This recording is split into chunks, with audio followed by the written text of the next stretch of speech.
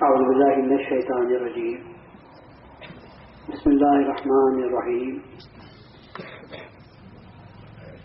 نحمده ونصلي على رسوله الكريم والمهدي الموعود عليه الصلاة والتسليم. أما بعد،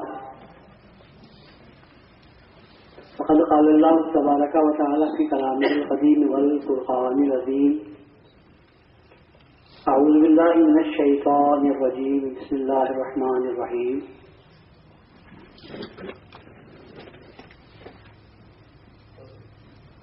يا أيها الذين آمنوا من يرتد منكم عن دينه فسوف يأتي الله بقوم يحبهم ويحبونه إلى آخره. مرشدین کرام، علماء نظام، برادران ملت، عزیز نوجوانوں، محترم خواتین اور پیارے بچوں،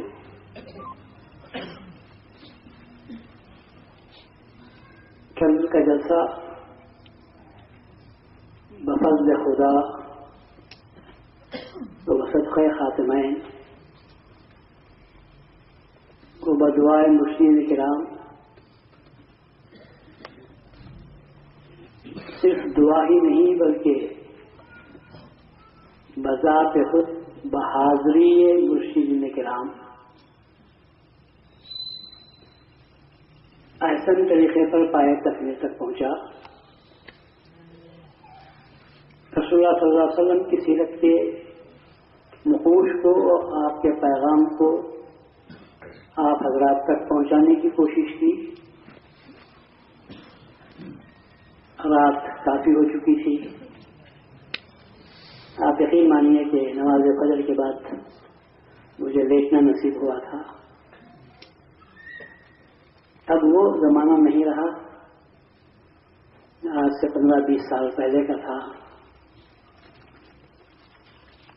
ایک زمانہ تھا کہ میسور میں میلاد کی رات کو 6 مجلسیں ایک رات میں اٹینڈ کرتا تھا، تقریر کرتا تھا، تو پھر کوئی تھکن نہیں ہوتی تھی اور ہر تقریر 1 گھنٹے کی ہوتی تھی. اور آج یہ حالت ہے کہ اسپانڈلٹیز کا مریض ہوں، سرویکل اسپانڈلٹیز کا مریض ہوں، بیٹھ نہیں سکتا زیادہ دیر تک، کمر اور پیٹھ دکھنے لگتی ہے، زیادہ لیٹنا پڑتا ہے. اس وجہ مجبوراً قبول کرنا پڑا صدارت کو اور بیٹھا بھی تھا. لیکن آج زیادہ تکلیف محسوس ہوئی.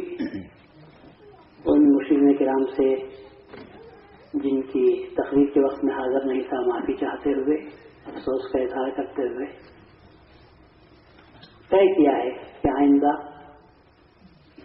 جب کسی مجلس میں جاؤں گا تو یہ معروضہ پیش کروں گا کہ ٹھیک 12 بجے اگر مجھے تقریر کا موقع دے دیا جائے تو میں اس جلسے میں شریک ہوں گا، اور اس کے بعد ہے تو وہاں تک لمبا بیٹھنا میرے بس کی بات نہیں ہے. مجھے امید ہے کہ سننے والے سامعین حضرات میرے اس معروضے کو قبول کریں گے، اور جب جلسہ ہوگا تو صرف اس وقت مجھے دعوت دیں گے جبکہ وہ میرے اس معروضے کو قبول کرتے ہوں کہ جیسے ہی گھڑی کے 12 بجیں گے میں تقریر شروع کر دوں گا اور 1 بجے تقریر میرے ختم کر دوں گا. اس کے بعد بیٹھنا میرے، اور آؤں گا بھی تو لیٹ آؤں گا کیونکہ بیٹھنا میرے لیے اب زیادہ متعذر ہے، دشوار ہو کر رہ گیا ہے. اس کے ساتھ ساتھ ابھی ایک تجویز سامنے آئی ہے کہ سب حالات کو سامنے رکھتے ہوئے، اعتقادی مسائل کو سامنے رکھتے ہوئے، اعتقادات میں جو جھول پیدا ہو رہا ہے اس کے پیش نظر ایک آل انڈیا مہدویہ کانفرنس کا انعقاد چند پٹن میں ہونا چاہیے. ابھی سیکریٹری صاحب اجماع مرشدین گروہ مہدویہ نے इस तजवीज़ को मेरे सामने रखा तो मैंने यही जवाब दिया कि इसको आप पहले इजमा में रखो, फिर वहाँ से तय होने के बाद मुख्तलिफ जो तंजीमें हमारी हैं, जिनमें अंजुमने महजबिया को भी जो अब तक फ़आल नहीं बनी है, कम से कम उसको फ़आल बनने की कोशिश करने का मौका दें और दीगर अंजुमनों को साथ लेकर मशवरा करें पहले, फिर उसके बाद जब इज्तिमाई तौर पर सबके लिए ये तजवीज़ काबिल कबूल है, फिर उसके बाद उसकी तफसीलात के बारे में गौर किया जा सकता है। ज़रूरत तो है इस बात की, लेकिन अगर उसका नतीजा वही होगा जो आजकल के जलसों का होता है, तो फिर ऐसी सूरत में मैं समझता हूँ कि सिर्फ इतना फायदा होगा कि जो मुख्तलिफ लोगों मुख्तलिफ मकामात पर लोग अलग अलग से रहते हैं, उनको एक जगह पर बैठने, मिलने और आपस के ख्यालात में कुछ तबादला करने का उनको मौका मिल जाएगा। लेकिन उसके साथ साथ अमली काम भी हो, तो मैं समझता हूँ कि उस कॉन्फ्रेंस के जरिए से न सिर्फ एतकादात की हद तक हमको बहस करनी है, बल्कि अमलियात की हद तक भी हमको बहस करनी है। इसलिए कि महजबियत सिर्फ और सिर्फ लोग ये समझते हैं सिर्फ हमारे में उनमें क्या फर्क है भाई। हम कहते हैं कि महदी आए और चले गए, और दूसरे कहते हैं आने वाले हैं। इसके सिवा क्या फर्क है?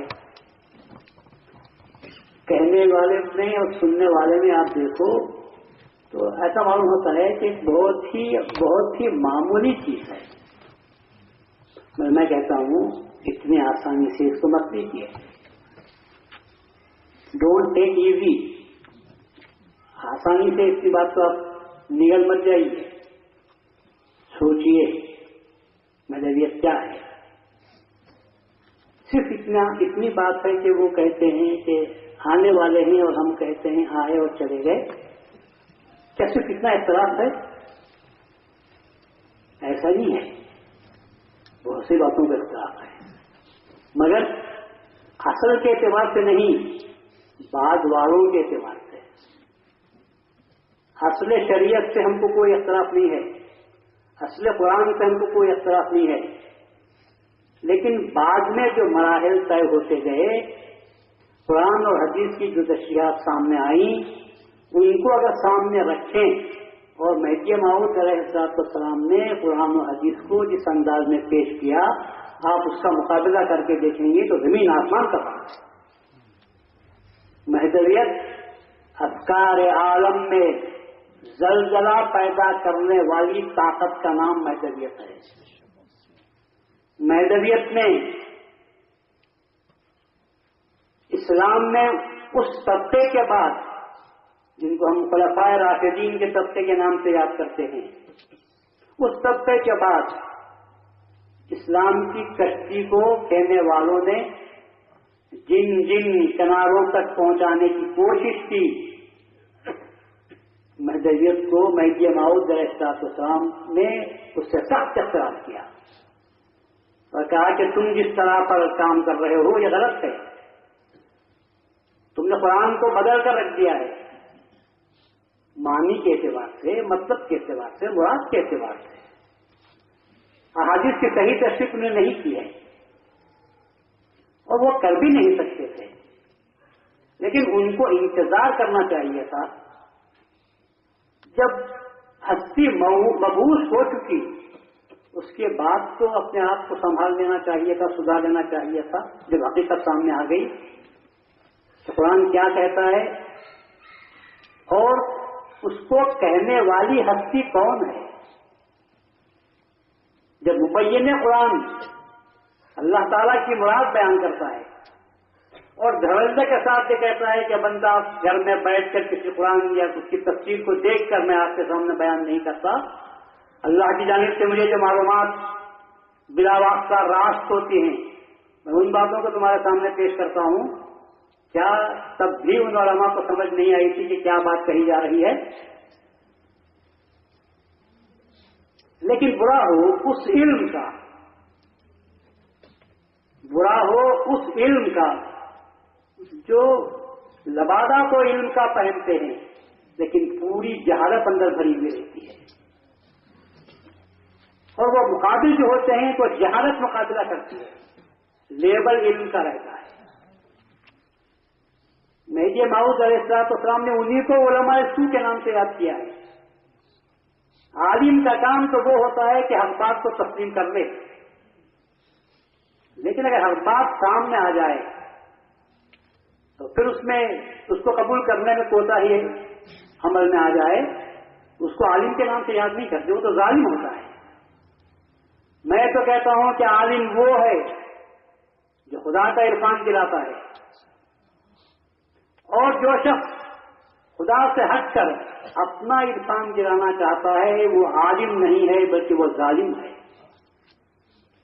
مہدی موعود علیہ السلام نے جیسے کہ میں نے کہا کہ عالم افکار میں زلزلہ آپ نے پیدا کر دیا.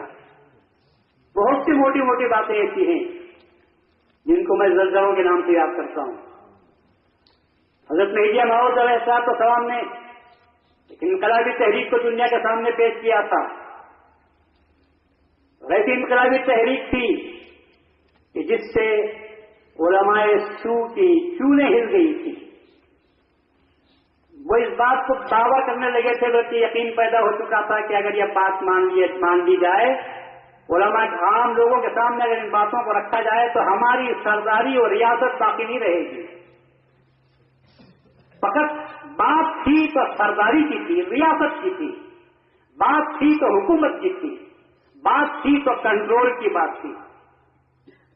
عوام پر ہمارا کنٹرول ہے. ہم نے ان لوگوں کو جو سبق پڑھایا ہے وہی سبق ان کو پڑھنا چاہیے. اور اگر ہماری باتوں سے ہٹ کر مہدی موعود علیہ السلام اللہ تعالیٰ کے سچے پیغام کو اللہ تعالیٰ کی دی ہوئی سچی زبان کے ساتھ بیان کرتے ہیں تو یہ لوگ عوام جانچ جائیں گے اور وہ سمجھیں گے کہ یہ علماء ہم کو بھٹکا رہے تھے. اللہ کیا کہتا ہے اور یہ کیا کہہ رہے تھے. یہاں تک کہہ دیا تھا کہ لوگوں تم قرآن پڑھ نہیں سکتے، اگر تم کو قرآن سمجھنا ہے تو ہمارے پاس آؤ، ہم اپنے واضح و بیان میں جو باتیں کہتے ہیں وہی قرآن ہے. قرآن سے دور کر دیا، اللہ تعالیٰ کے مقدس اس کلام سے دور کیا جو انسانوں کے لیے دستور حیات بن کر آیا تھا. اللہ تعالیٰ نے اس کتاب کو نازل کیا تھا جو ان کے لیے ضابطہ نجات تھا. عوام کو قرآن سے دور کیا، حدیثوں کا سہارا لیا، اور جو باتیں اچھی معلوم ہوئی ان کو قبول کر لیا. تو کہا کہ حدیث رسول اللہ ہے، میٹھا کھانا سنت ہے، یہ تو سب کو یاد رہا. لیکن رسول اللہ صلی اللہ علیہ وسلم جب میٹھا بھی کھاتے تھے تو اس کو سنت بنانے والوں رسول اللہ صلی اللہ علیہ وسلم نے کیا دنیا کو اختیار کیا تھا یا دنیا کو ترک کیا تھا؟ یہ سنت نہیں ہے. وہاں آتی ہے بات رہبانیت کی، غلط ہے. اسلام نے قرآن نے کبھی بھی رہبانیت کی تعلیم نہیں دی. ہم پوچھتے ہیں بہت صحیح آپ فرما رہے ہیں، لیکن اتنا تو کہو کہ رسول اللہ کے پاس دنیا کی کون سی چیز تھی؟ جب دنیا جائز ہے، متاع دنیا جائز ہے،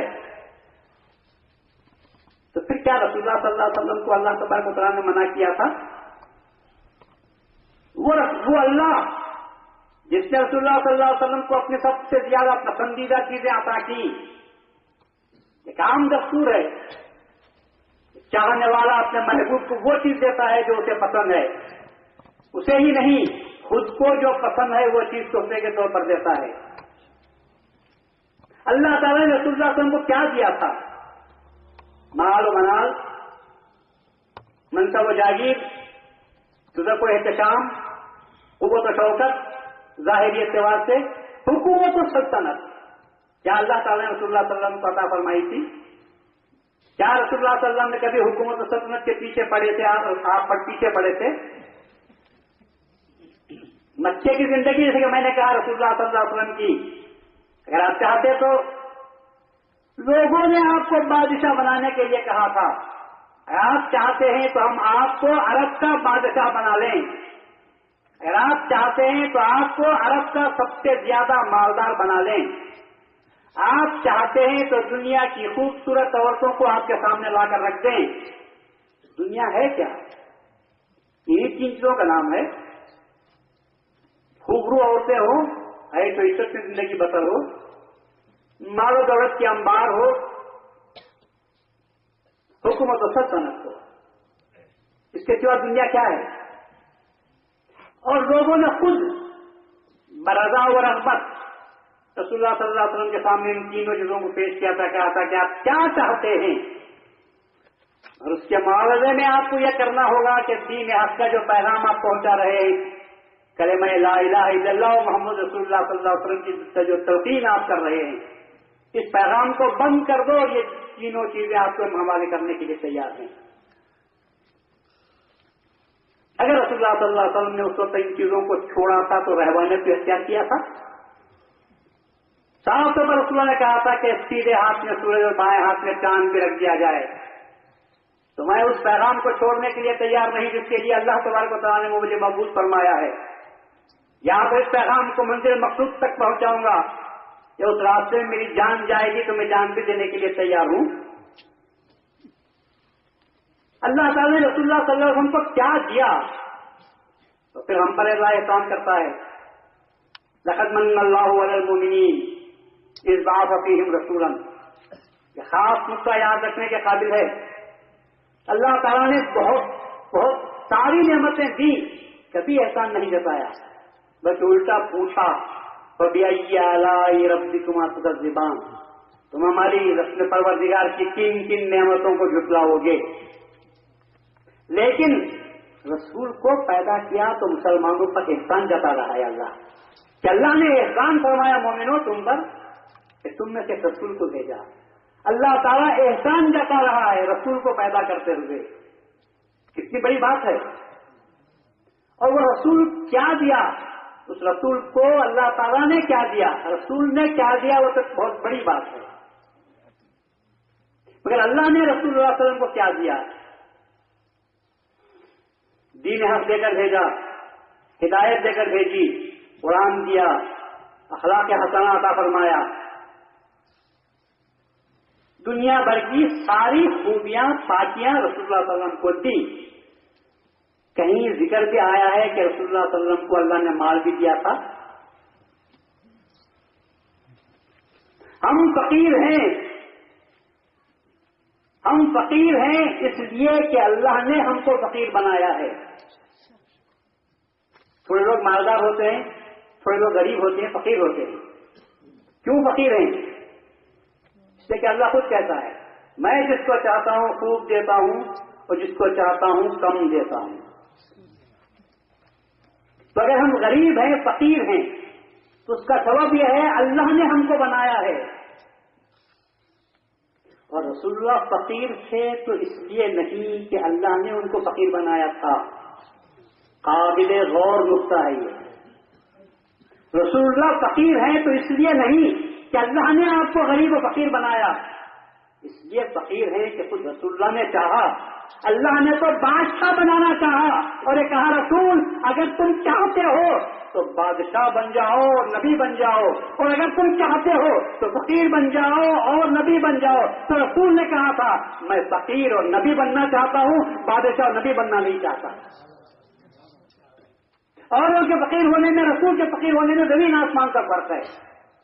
ہم کو اللہ نے فقیر بنایا اور رسول اللہ نے خود اپنے طور پر آپ کو فقیر بنا لیا۔ یہ کر کے دنیا ہے، رہبانیت ہے، یہ کر کے دنیا ہے یا رہبانیت ہے؟ کیوں رسول اللہ نے انکار کر دیا تھا جب خدا کی طرف سے پیش کیا جا رہا تھا؟ ایک دو نہیں، کئی مرتبہ اللہ تعالیٰ نے کہا اگر تم چاہو رسول تو مکے اور مدینے کے درمیان کی وادی کو سونے کا بنا دوں. رسول نے کہا کہ مجھے وہ نہیں چاہیے. میں چاہتا ہوں ایک دن پیٹ بھر کر کھاؤں تو تیرا شکر ادا کروں اور دوسرے دن بھوکا رہوں تو صبر کروں. کس کا پیغام ہے اور یہ پیغام کون دے سکتا ہے؟ جہاں معصومیت ہے وہاں یہ بات ہو رہی ہے. اور میرا یقین ہے کہ اگر رسول اللہ صلی اللہ علیہ وسلم کو اللہ دنیا کی دولت دے بھی دیتا تو رسول اللہ صلی اللہ علیہ وسلم کا نفس متاثر نہیں ہوتا تھا. متاثر نہیں ہوتا تھا. معصوم تھے، پاک تھے، پاکیزہ فطرت تھی آپ کی. مال و دولت کا مار آپ کو غرور میں مبتلا نہیں کر سکتا تھا.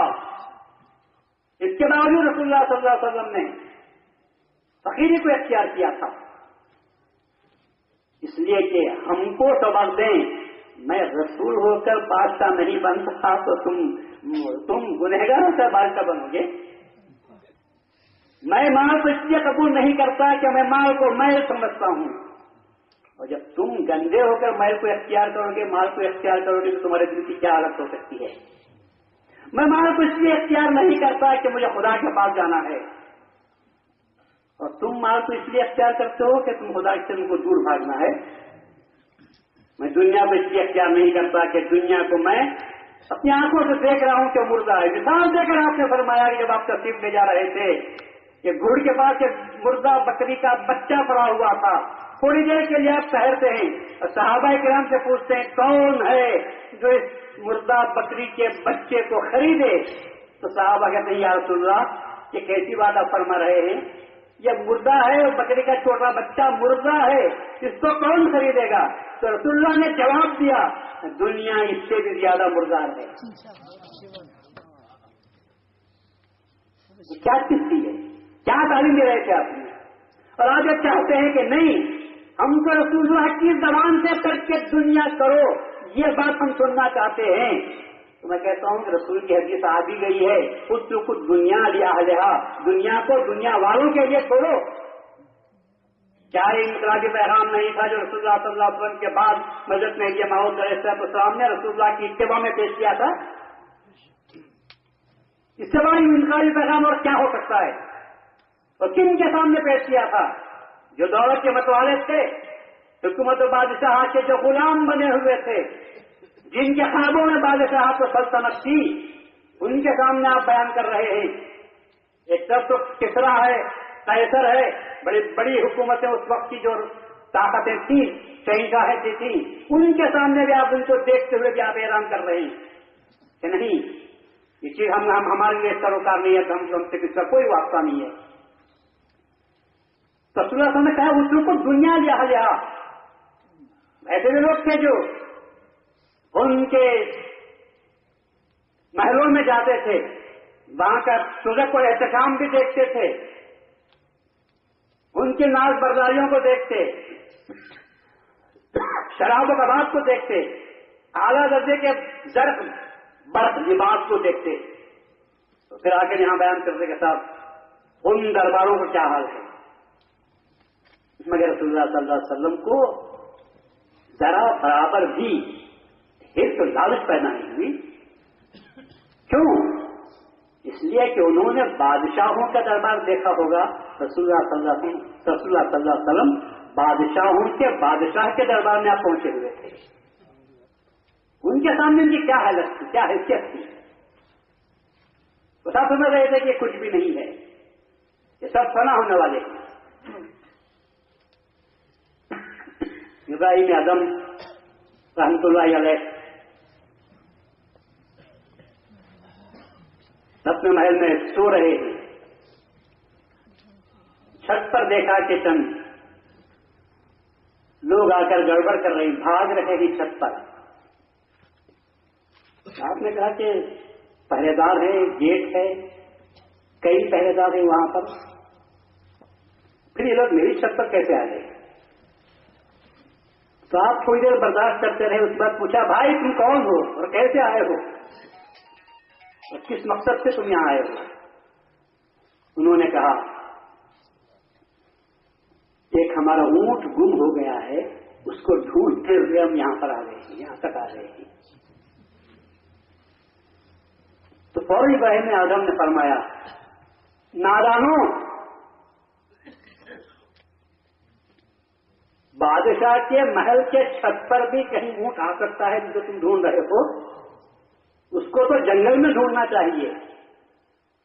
मेरे महल के छत पर ऊंट को तुम ढूंढते हो। तो उन्होंने जवाब दिया, हम तो नादान निकले, मगर हमसे बढ़कर नादान वो है जो बादशाह जो महल की छत के नीचे रहकर खुदा को ढूंढता है। हमसे बढ़कर नादान तो वो है जो महल में रहकर खुदा को ढूंढता है। इब्राहिम आदम ने समझा ये अल्लाह की तरफ से एक इशारा है, ये कोड़ा है जो मुझे बरसाया जा रहा है। तो तुम खुदा को ढूंढते हो, महल में रहकर बादशाह बनते हुए तुम खुदा को ढूंढना चाहते हो। ताबिया ना समझा उस बात को और अपने बच्चे बेटे को बुलाया और कहा, बेटा ये हुकूमत सब तुम्हारे हवाले करता हूं और मैं अल्लाह की तरफ में निकल रहा हूं। ये रहमानियत है।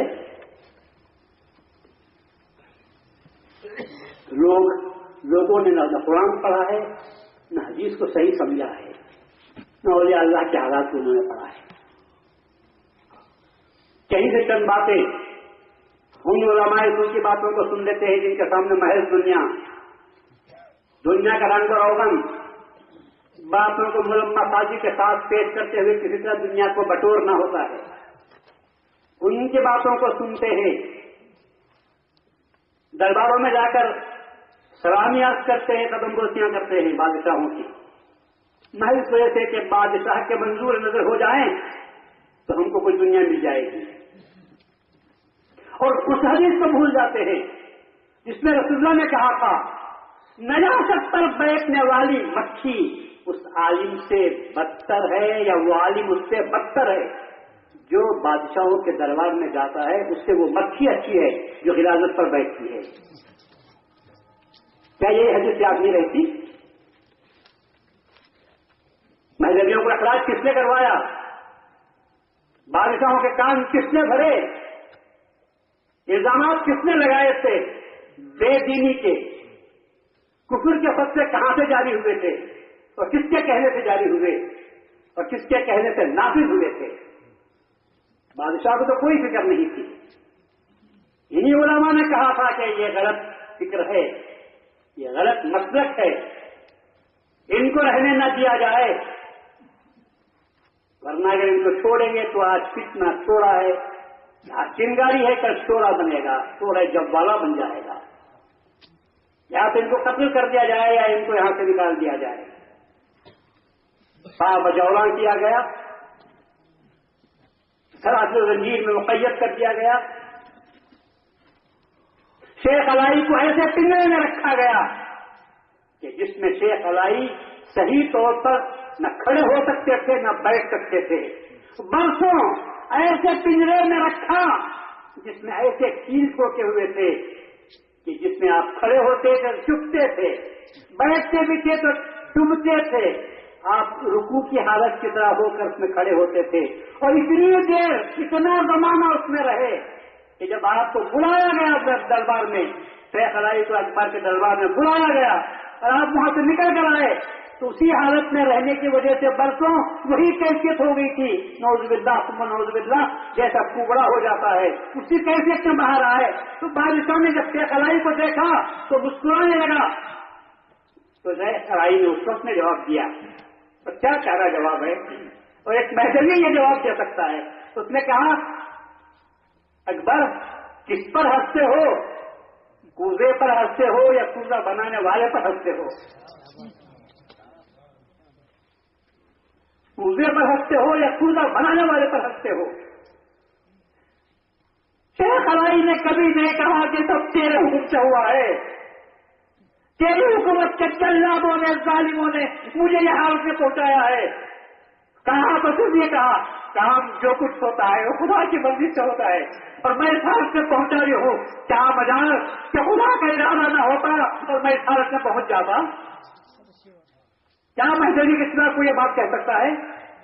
کوئی داد نہیں، کوئی فریاد نہیں، الزام نہیں، اعتراض نہیں، اور یہ کہا جا رہا ہے کہ اس حال میں میرا مولا رکھا ہے، اس حال میں خوش ہوں. یہ تعلیم کس نے دی تھی؟ امروز جمال تو درآشکار دیدان. آج کے دن تو میں نے تیرے جمال کو دنیا میں ظاہر طور پر دیکھ لیا ہے. در حیرتم کہ وعدہ پردہ برائے چیز، اور حیرت میں پڑا ہوا ہوں قیامت سے تو دکھانے کا وعدہ کیا ہے. یہ وعدہ کیسا ہے یہ؟ جبکہ میں روزانہ تیرے جلوے کو دیکھ رہا ہوں، میں روزانہ تیرے جلوے دیکھ رہا ہوں. اور جلوے کے معنی حسن و خوبصورتی کے تو نہیں ہوتے. جلوے کل یوم ہوا کی شان ہے، ہر وقت اس کی نئی شان ہوتی ہے. مصیبت میں بھی ڈالتا ہے تو اسی کی شان ہے، راحت میں بھی رکھتا ہے تو اسی کی شان ہے. ارے مہدوی کی نظر کچھ اور ہی ہوتی ہے. تعلیم ہے کہ ماؤد ہے. اسی لیے میں کہتا ہوں زلزلہ تھا عالم افکار پر ایک زلزلہ پیدا کرنے والی ہستی کا نام ہے ماؤد. دنیا کہہ رہی تھی کہ خدا کو دیکھا نہیں جا سکتا. میں ماؤد نے دنیا کے سامنے پیش کیا، کیا بات کرتے ہو؟ اللہ نے کیا یہ نہیں کہا وما خلقت الجن والانس الا لیعبدون؟ اور لیعبدون کے تعریف میں آپ نے کہا لیعرفون. معرفت سے خدا کو منظور نہ ہوتی تو خدا پیدا نہ کرتا ہم کو. خدا نے خود کہا، لوگ بھی مانتے ہیں کنز کنزم مخفیہ فعرفت ان اعرف فخلقت الخلق. میں چھپا ہوا خزانہ تھا، ہم کو خبر بھی نہیں تھی. لیکن خزانہ چھپا ہوا ہو تو پبلک کے کیا کام آتا ہے؟ خزانے نے خود چاہا کہ میں پبلک کے سامنے آؤں، میری پہچان میں گراؤں، پھر میری تلاش میں لوگ آئے. یاد رکھو عشق میں مبتلا کرنے والی چیز حسن ہوا کرتی ہے. حسن ظاہر نہ ہو تو کوئی عاشق پیدا نہ ہو. پہلے حسن اپنا جلوہ دکھا کر پھر پردہ کرتا ہے، یا چلمن ایسی ڈالتا ہے کہ جس میں کچھ نظر آتا ہے، جیسا چھلنی کے پیچھے سے کچھ نظر آتی ہے چیزیں. جب وہ حسن نظر آتا ہے تو عاشق اس کا گرویدہ ہوتا ہے کہ چھلنی میں سے تو سوراخیں بھرے ہوئے ہیں، اس میں تو صورت نظر آتی ہے مگر پوری صورت نظر نہیں آتی. کب یہ چھلنی ہٹے گی؟ کب ان پردوں کو میں نکالوں گا اور کب میں اپنے معشوق سے ملوں گا؟ تو جب تک حسن سامنے نہ آئے کبھی بھی عاشق بننے کے لیے کوئی تیار نہیں. اسی طرح حسن حقیقی نے بندوں کو اپنے عاشق بنانے کے لیے یہ ساری کائنات کو پیدا کیا. اور نظر پڑی تو حضرت رسول اللہ صلی اللہ علیہ وسلم نے، مہدی موعود علیہ السلام نے، اور آپ کے سطح میں عرفاء نے جان لیا کہ سورج میں بھی ہے تو اسی کی ہستی ہے، چاند میں بھی ہے تو اسی کا جلوہ ہے، پھول میں، پتی میں، رنگ میں، شفق میں، آب جو میں، دریا میں، ہر چیز میں اگر کسی کا جلوہ ہے تو اسی کا جلوہ ہے. اسی لیے جب دیکھتے ہیں تو کہتے ہیں سبحان اللہ سبحان اللہ. ہر چیز میں خدا کے جلوے موجود ہیں. میں یہ موضوع نے فرمایا کیوں خدا کو تم مقید کرتے ہو کہ خدا قیامت کے دن ہی تم کو نظر آئے گا؟ جیسے کل کہا تھا کہ اپنی حساب کو پاک رکھو تو نظر بے بات ہوگی، اور جب نظر بے بات ہوگی تو پردے چاک ہو جائیں گے. اور جب تم خود گنہگار ہو تمہارا حساب پاک نہیں ہے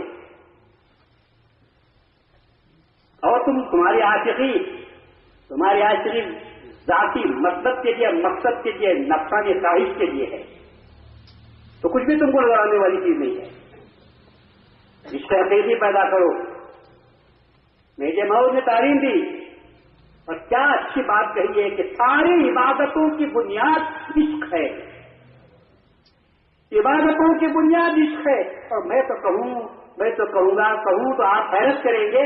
وہ مہدی موعود نے یہ کہا ہر عبادت اس لیے کرتے ہیں کہ عشق فرض ہے اور عشق کو ادا کرنے کے لیے یہ تمام نمازیں پڑھتے ہیں. عشق ہو نماز پڑھ کر دیکھو کیا ملے گا، سوائے اٹھک بیٹھک کے کچھ بھی نہیں ہے. اور میں اپنی طرف سے نہیں بول رہا ہوں، خود اللہ کہتا ہے کہ اس کی نماز کو اس کے نمازی کے منہ پر مار دو، اس لیے کہ اس کی نماز میرے لیے نہیں پڑی تھی. روزہ رکھا جاتا ہے تو کیا رسول اللہ نے یہ نہیں فرمایا؟ بہت سے روزے دار ایسے ہیں جن کو سوائے بھوکے رہنے کے کچھ نہیں ملے گا. مطلب کیا ہوا؟ میرے عشق میں جو میرا رنگ اختیار کرتا ہے وہ روزے دار ہے. جب وہ سمجھتا ہے کہ میرا آقا ہمیشہ بھوکا رہتا ہے، کھاتا نہیں، کھلاتا ہے، تو بندہ یہ چاہتا ہے ہمیشہ تو نہیں کر سکتا، اللہ رمضان کے مہینے میں دن میں ہم رنگ ہونے کی کوشش کروں گا. تو اللہ کہتا ہے اتنی بات تو کہہ دیتا ہے تو بڑی پسند ہے.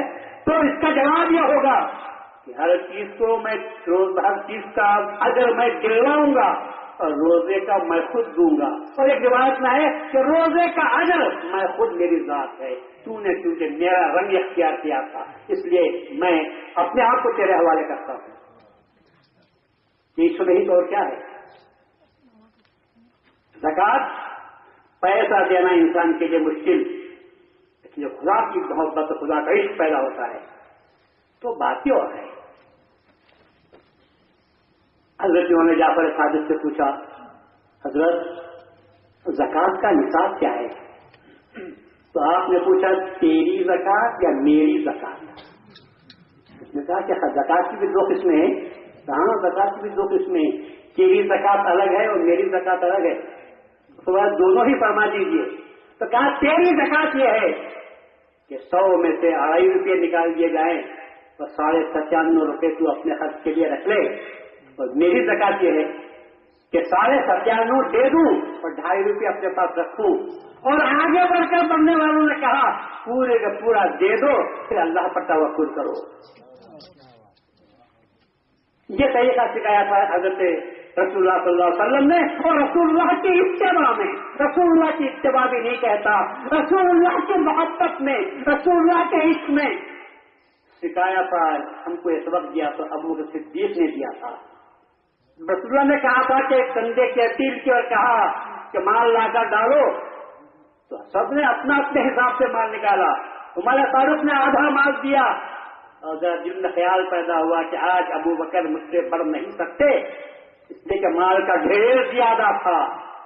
اور اس کے بعد جب رسول اللہ صلی اللہ علیہ وسلم نے پوچھا عمر کیا لائے ہو، گھر میں کیا رکھا ہے؟ تو کہا یا رسول اللہ آدھا مال لایا ہوں اور آدھا مال رکھا ہوں. ابو بکر صدیق اپنا مال لا کر رکھے، چھوٹی پوٹلی تھی. ابو بکر صدیق کی بات کو منوانے کے لیے، فضیلت کو سمجھانے کے لیے رسول اللہ نے پوچھا ابو بکر لائے کیا ہو اور گھر والوں کے لیے رکھا کیا ہے؟ تو جواب دیا یا رسول اللہ گھر میں جو تھا وہ آپ کے سامنے ہے اور گھر والوں کے لیے اللہ اس کے رسول کی بات کر کر آیا ہوں. یہ رہبانیت ہے؟ بیوی بچوں کو بھوکا مارنا ہے یہ؟ اور اگر رسول ابو بکر نے محبت میں یہ کیا تھا تو رسول اللہ نے کیوں منع نہیں کیا؟ ابو بکر میں تیرے بات اس کو قبول نہیں کرتا، اس میں لے جا اپنے بیوی بچوں کا ادا کر. کہنا چاہیے تھا رسول اللہ کو ان کو. ہمارے پاس کوئی روایت نہیں آتی. بات کیا تھی؟ بات وہی تھی جسے مہدی موعود نے 2 لفظوں میں ادا کر دیا. 2 لفظوں میں ادا کر دیا. اور آپ نے فرمایا وہ عالیت، ابو بکر کا مذہب عالیت کا تھا، عمر فاروق کا مذہب رخصت کا تھا. ہر چیز کے 2 پہلو ہوتے ہیں. مہدی موعود علیہ السلام نے سمجھا دیا فرق کو. اب اس کے بعد اندازہ ہوتا ہے رسول اللہ صلی اللہ علیہ وسلم کا عمل عالیت کا تھا یا رخصت کا تھا. میں آپ کو مثال دے کر سمجھاؤں. رسول اللہ صلی اللہ علیہ وسلم کے گھر میں ہفتوں چولہا نہیں سلگتا تھا. بی بی عائشہ سے پوچھا گیا کیا کھاتے تھے؟ فرمایا کہ بکری کا دودھ پی لیا کرتے تھے اور خورما کھجور کھا لیا کرتے تھے. اور کہا کہ کبھی گوشت کی خواہش پیدا ہو تو گوشت کھانے کا طریقہ کیا تھا، کیسے کھاتے تھے؟ کہا کہیں سے آ جاتا ہدیتن تو ہم گوشت پکا لیتے تھے، ورنہ ہمارے پاس ہفتوں چولہا نہیں سلگتا تھا. یہ عمل کس کا ہے؟ رسول اللہ صلی اللہ علیہ وسلم کا ہے. दामाद وہ عثمان ہیں جن کو دنیا رسول نے غنی کے نام سے یاد کیا ہے. ان کے گھر میں ریل ٹیل پیسوں کی. اب تو مالک میں آؤ، خیر وہ تو صحابی تھے. داماد کی بات میں کرتا ہوں. ہماری بیٹیاں اگر کسی کے گھر میں جاتے ہیں، ماں باپ کے گھر میں فخر و فخر رہتا ہے، کون بچی ایسی ہوتی ہے جو خوب پیٹ بھر کر کھا لے اور کبھی اپنے ماں باپ کا خیال نہ کرے؟ چلو تم اتنا تو کہتی ہے کہ سالن بھیج دیں گے، تھوڑا کھانا بھیج دیں گے، دن میں ایک مرتبہ تو بھیج دیں گے. ہمدردی تو ہوگی. کچھ مال باپ شوہر کو بتا کر دیں گے اور کچھ مال شوہر سے چھپا کر اندر کے راستے سے بھیج دیں گے.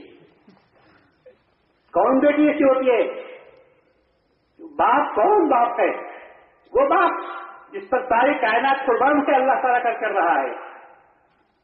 وہ باپ بھوکا ہے، 3 دن کے بھوکے واقع جا رہے ہیں اور بیٹی مزے سے کھا رہی ہے.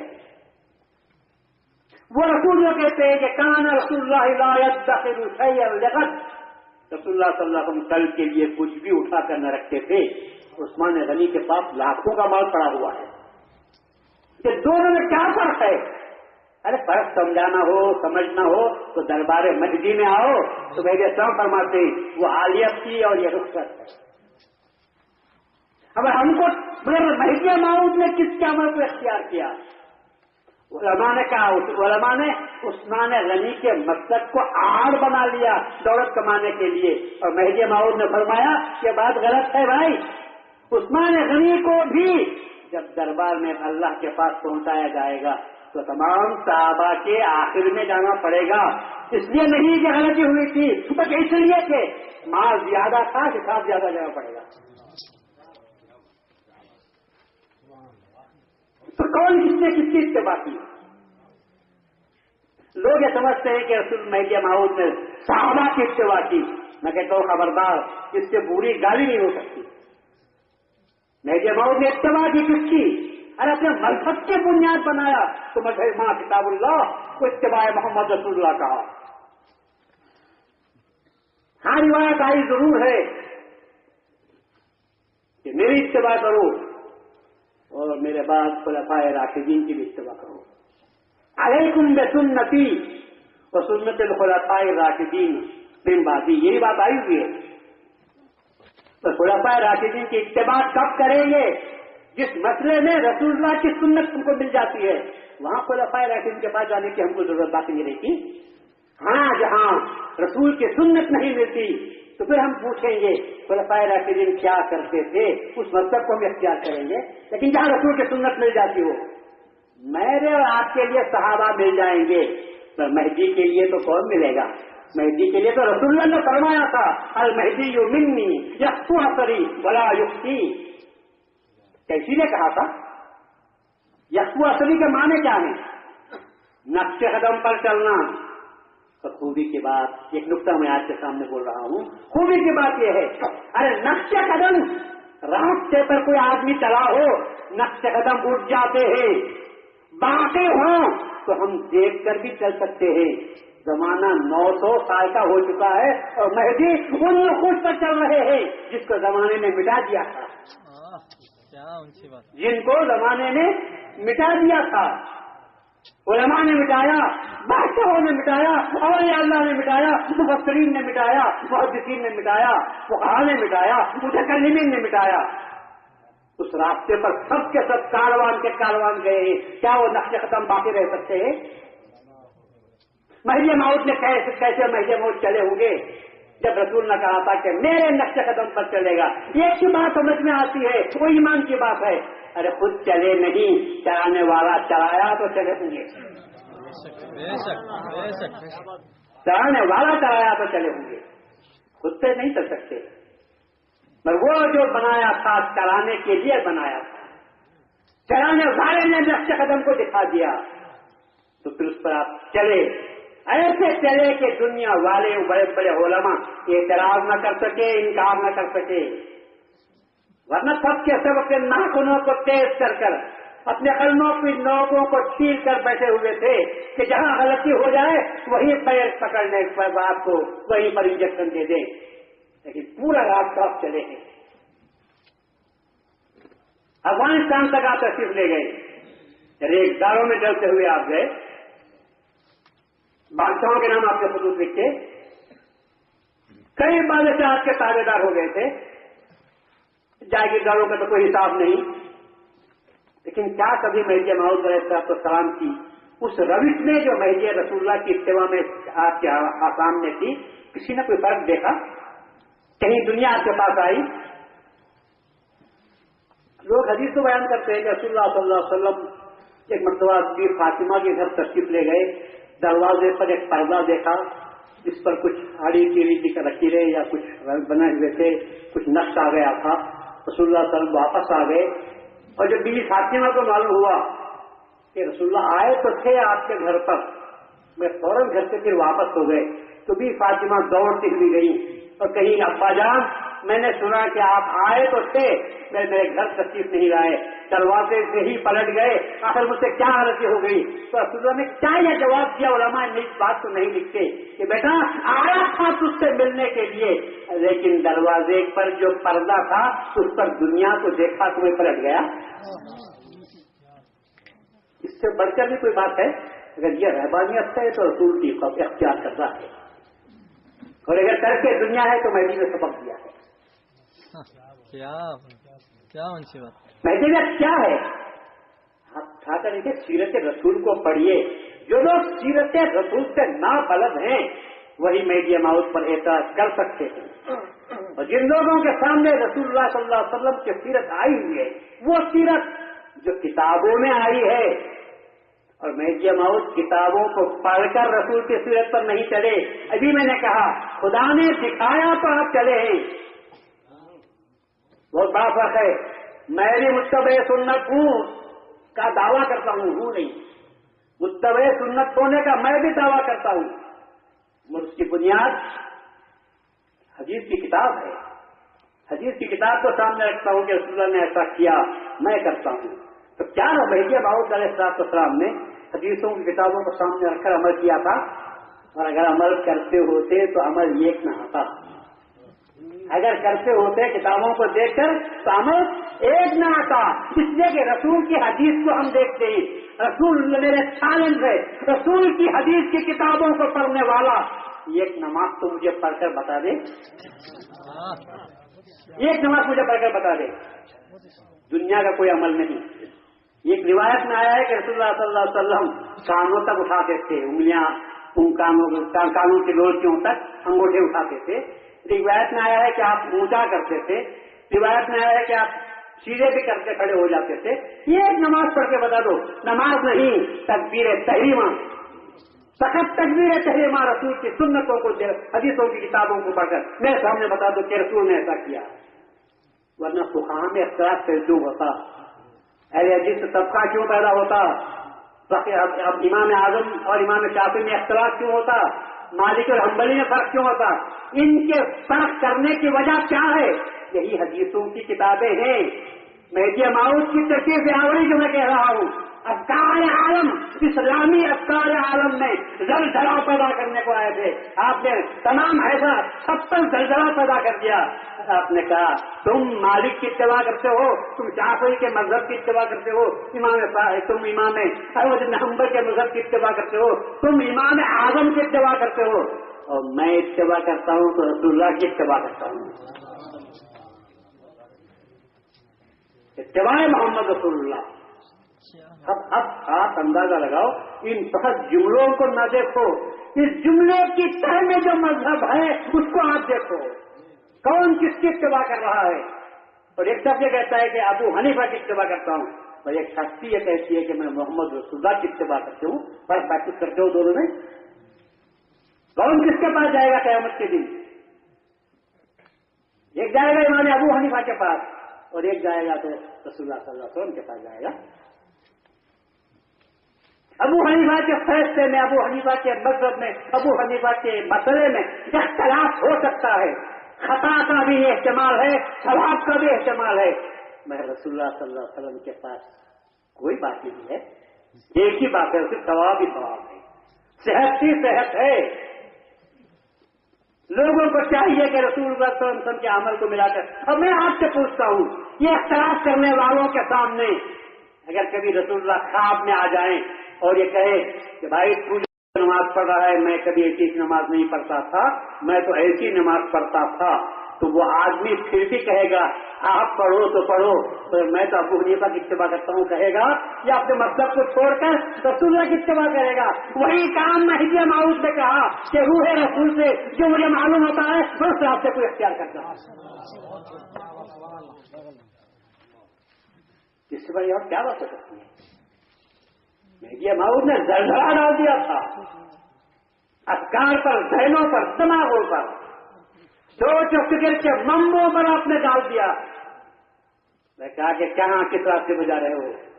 نام لیتے ہو رسول خدا کا اور کام کرتے ہو دوسروں کے اتباع میں. مجھے دیکھو, میرا مذہب تو اللہ کی کتاب ہے اور میرا مذہب رسول اللہ کی اتباع, محمد رسول اللہ کی اتباع ہے. بہت اونچی بات ہے جو بھائی بہت نے فرمائی ہے. چاہے زلزلہ افکار عالم نہیں تھا, مہدی موعود کا ہر پیغام تحریک, آپ کا ہر پیغام انقلابی پیغام تھا جو آپ نے دنیا کے سامنے پیش کیا تھا. لوگ سمجھتے نہیں بات کو, نہ سمجھنے کا مادہ ہے, نہ سمجھنے کی خواہش ہے, نہ سمجھ طلب رکھتے ہیں. کوئی گھڑی ہوئی چند باتوں کو تسلیم کا سامنے رکھ کر یہ کیوں کیا, مہدویوں کے پاس یہ کیوں ہے, مہدویوں کے پاس یہ کیوں ہے, اس قسم کا سوال کرتے ہیں. ایسا نہیں کہ ہم جواب دینے سے قاصر ہیں, ہمارے پاس جواب دینے کے لیے کافی موجود ہے مواد, ہمارے ہر سوال کا جواب دینے کے لیے تیار ہیں, بشرطے کہ سننے والے بھی جواب لینے کے لیے تیار ہو کر آؤ, جواب لینے کے لیے تیار ہو کر آؤ. جواب کا جواب دیتے ہی تو ہم کو منظور نہیں ہے. تو معلوم یہ ہوا کہ ضد ہے, انانیت ہے, انکار ہے, اصرار ہے. بات کو قبول کرنا چاہیے, ثبوت پوچھنے کا حق حاصل ہے, مگر بحث کا رنگ احساس حق ہونا چاہیے. سچی بات ہو تو ماننا چاہیے. بزرگوں کو یہی طریقہ رہا, اور اللہ نے ہم کو پہلے ہی سمجھا دیا کہ ابراہیم علیہ السلام نے کہا رب ارینی کیف تحیی الموتیٰ, اے اللہ مجھے بتا کہ تو مردوں کو کیسے زندہ کرتا ہے. تو جواب تو اللہ نے بعد میں دیا, پہلے چھوٹا سا سوال کر لیا, تجھے ایمان ہے یا نہیں ہے؟ اولم تؤمن, بغیر ایمان کے سوال کر رہا ہے یا ایمان رکھ کر سوال کر رہا ہے؟ جب کہا بلا, تو اللہ نے کہا دیکھ اب تجھے بتاتا ہوں, ولیکن لیطمئن قلبی, ہاں ایمان تو ہے, ذرا دل میں اتنا, دل کے اطمینان کے لیے پوچھتا ہوں. اگر ہم یہ پوچھیں بھی تم جو سوال کرتے ہو ایمان رکھتے ہو کہ نہیں, مہدی موعود کے کسی عمل پر, کسی فعل پر اعتراض کرنے والے سے اگر میں پوچھوں تجھے مہدی پر ایمان ہے کہ نہیں, میں صحیح پوچھ رہا ہوں, اللہ کے حکم کی اتباع کر رہا ہوں, یا میں نفسانی کام کر رہا ہوں؟ ارے مجھے پوچھنے کا حق تو دو, مہدی کو تم مانتے ہو کہ نہیں مانتے؟ یہ الٹی بات ہے کہ ذات کے لیے تم بات کو آتے ہو, یہ الٹی بات ہے. ذات پر ایمان لاؤ پھر بات پوچھو, جب ذات کو ہی نہیں مانتے تو بات پوچھنے سے کیا ملے گا تم کو؟ پہلے ایمان لاؤ, رسول پر ایمان لاؤ, پھر رسول کی حدیث کو اعتراض کروا. جب رسول کی حدیث, رسول اللہ کو ہی نہیں مانتے, ذات نبی کا انکار کرتے ہو, پھر اس کے بعد کہتے ہو کہ حدیث میں آیا ہوا ہے. ایک قادیانی سے بحث ہوئی, میں نے کہا دیکھو رسول اللہ صلی اللہ علیہ وسلم افضل الانبیاء ہے, بے شک ہمارا ایمان ہے. تو بولے اللہ نے اپنی صفت, ایک خاص صفت جو کسی کو نہیں دی تھی, عیسیٰ کو دی تھی, مارنے کی, جلانے کی. مردوں کو عیسیٰ جلاتے تھے. اللہ خود کہتا ہے, دو تھے پڑھے لکھے آدمی بہت, یہ وہ یمیت, جلانا اور مارنا تو اللہ ہی کی خصوصیت ہے. رؤوف ہے, لطیف ہے, لطیف ہے, رحیم ہے, یہ تو سب چلتا ہے, بس یہ دو باتیں ایسی ہیں کہ اللہ ہی کی خصوصیت ہے, یہ وہ یمیت. اور اللہ اپنی خاص صفت کسی کو دیا ہوگا تو وہ کب دیا ہوگا؟ جو صفت کے رسول اللہ کو بھی نہیں دیا, وہ صفت دیا ہے عیسیٰ علیہ السلام کو، تو معلوم ہوتا ہے کہ عیسیٰ افضل ہے.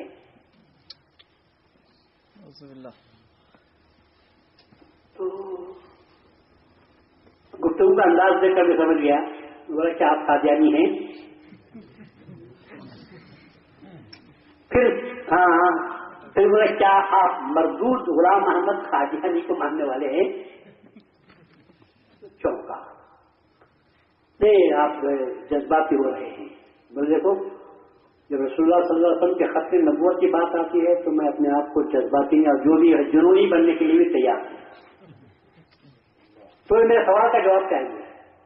تمہارا سوال بھی نہیں ہے کوئی. تم یہ کہتے ہو کہ رسول اللہ صلی اللہ علیہ وسلم کو جو صفت بھی اللہ نے نہیں دی وہ صفت اللہ نے عیسیٰ علیہ السلام کو دی. ان کا عقیدہ یہ بھی ہے کہ غلام محمد قادیانی وہ عیسیٰ ہے، مہدی ہے. پہلے تو خدا کا دعویٰ کیا، پھر اس کے بعد میں نبی ہونے کا دعویٰ کیا، پھر اس کے بعد میں عیسیٰ بھی ہے، مہدی بھی ہے، مسیح بھی ہے اور کرشنا بھی جو آنے والا ہے ہندوؤں کے پاس. وہ تینوں کا ہے 3 in 1. 3 in 1 مطلب 2 in 1 بول دیتے ہیں. نہیں، یہ 3 in 1 ہے. ہم کو مجھے جواب چاہیے. میں نے کہا یہ جواب تو خیر آپ پوچھتے ہیں تو میں آپ کو جواب دے دیتا ہوں. اللہ تعالیٰ کی صفت اللہ نے کہیں بھی، ذرا غور سے سنیں آپ، اللہ نے کہیں بھی یہ نہیں کہا کہ میں زندہ کرتا ہوں. اللہ نے کہا تو یہ کہا یحیی و یمیت. دونوں باتیں ملا کر کہیں ہیں. احیا الارض بعد موتها. تو یہ اللہ نے جہاں کہیں حیات کا ذکر کیا ہے وہاں موت کا بھی ذکر کیا ہے. اللہ کہتا ہے کہ میں زندہ بھی کرتا ہوں اور اس کے بعد میں مارتا بھی ہوں. ہم نے عیسیٰ کو زندہ کرتے تو دیکھا پر کسی کو مارتے ہوئے نہیں دیکھا.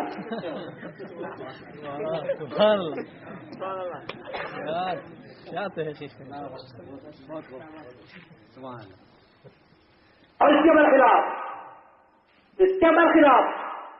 ہم نے آپ خدمت میں آئیے. رسول اللہ صلی اللہ علیہ وسلم تو بہت بڑی ہستی ہے. رسول اللہ صلی اللہ علیہ وسلم کے غلاموں کے پاس آپ جائیے تو ہم نے دیکھا مردوں کو زندہ بھی کیا اور اس سے بڑھ کر یہ کیا کہ زندوں کو مرنے نہیں دیا. مردوں کو زندہ کیا اور اس کے ساتھ ساتھ زندوں کو مرنے نہیں دیا. کیونکہ قرآن جو تعریف کرتا ہے حیات و موت کی، اللہ کہتا ہے حیات سے مراد ایمان ہے اور موت سے مراد کفر ہے. تو ہم لوگوں نے یہ کام کیا ہے کہ جو زندہ تھے ان کو مرنے نہیں دیا. اور مثال کے طور پر میں عمر فاروق کو پیش کرتا ہوں کہ رسول اللہ صلی اللہ علیہ وسلم کی ایک نظر اقدس نے رات پکڑ کر کھینچ کر اپنے طرف جو مردہ ہو گیا تھا رسول اللہ صلی اللہ علیہ وسلم نے اس کو مرنے نہیں دیا بلکہ اس کو وہ زندہ کر دیا. کہ رسول اللہ صلی اللہ علیہ وسلم فرماتے ہیں کہ عمر جو ہے وہ قیامت کے دن چراغ بن جائے گے. عمر سراج و امتی، میری امت کا سراج ہے فرما دیا جو ظلمت کو اندھیروں کو دور کرنے والی چیز ہے. ہم تو وہ ہیں، ہمارے غلام ہے. رسول اللہ کے غلام یہ کام کر دیے.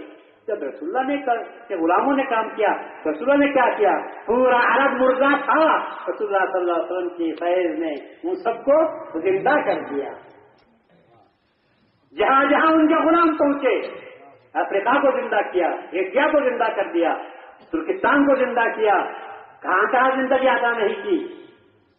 ارے قدم گئے غلاموں کے، رسول کے غلاموں کے جو ہمارے آقا ہیں، رسول کے غلاموں کے قدم جہاں گئے وہاں کے مردے زندہ ہو گئے. تو تمنا کرتے تھے کہ کاش ہمارے مردے زندہ رہتے تو اس تعلیم سے فیضیاب ہو جاتے تھے. بھجلیوں نے یہی کام کیا. ابھی آپ نے واقعہ سنا یہاں بھی رضی اللہ تعالیٰ عنہ کا، مردے کو زندہ کیا. اور کتنے واقعات ہیں کہ انہوں نے زندوں کو مرنے نہیں دیا، زندوں کو مرنے نہیں دیا. مہدی موعود کے سامنے مردے لائے جاتے تھے. جب آپ پڑھتے تھے ناراض ہونے کے بعد، کفنانے کے بعد کہ پردہ پکڑو، اور جب پردہ پکڑتے تھے تھوڑی دیر کے بعد کہتے کہ پردہ ہٹاؤ، اور جب پردہ ہٹا دیا جاتا تو مردے غائب ہو جاتے تھے. لوگ پوچھے کیا کیا، تو میں سے بہت نے فرمایا کہ بندے نے ساتھ دیا، خدا نے وہ ساتھ دے دیا. ارے مارنے کہاں آئے تھے ہم لوگ؟ ہمارے اجداد تو وہ ہے، مذہبی تو وہ ہے جو زندوں کو مرنے نہیں دیتے تھے.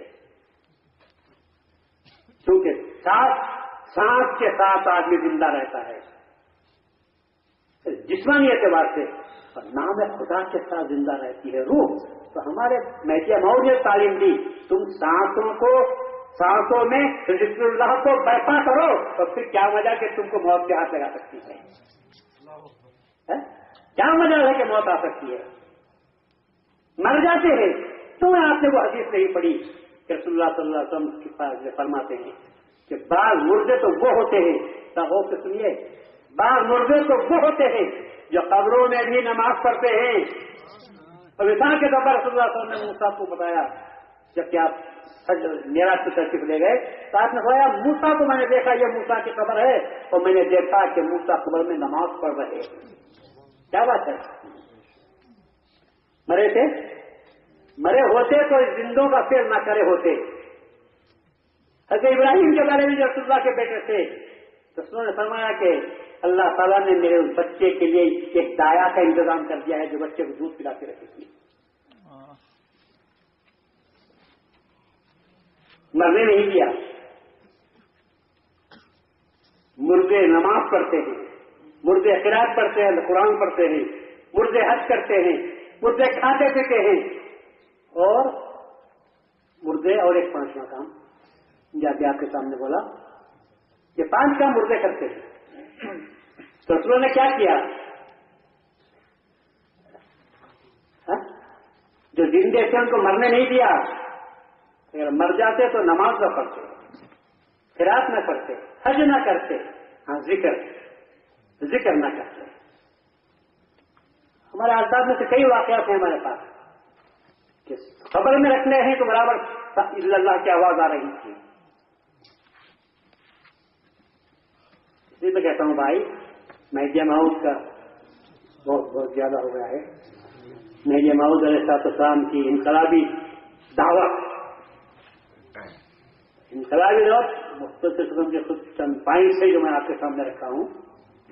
ان کو خطوط ملا کر آپ جاؤ تو بہت دور تک جائیں گے. میرے سامنے تو میدان کھل گیا ہے، بے ساختہ آتا ہوا چلا جا رہا ہے. میں روک رہا ہوں مگر پھیلاؤ ہے کہ آتا ہوا جا رہا ہے.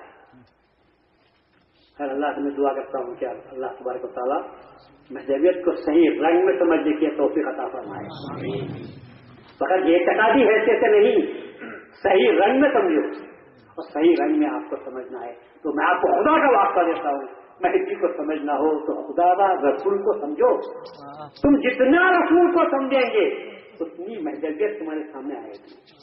اور رسول سے بے خبر ہوگے اور یہ حدیثوں پر تکیہ کرتے رہو گے جس میں اختلافات ہیں تو یاد رکھو رسول کا مقام تمہارے سامنے آ نہیں سکتا اور تم مہدی کو بھی سمجھ نہیں سکتے. بار تعالیٰ قوم مہدویہ کو مقام محمد سے آگاہ کرنا تاکہ یہ قوم اس کے ذریعے سے ہی کم از کم مہدی موعود علیہ السلام کے مقام کو پہنچ سکیں اور آپ کی دعوت کو سمجھ سکیں. وآخر دعوانا الحمدللہ رب العالمین. زیادہ ہو گیا بھائی.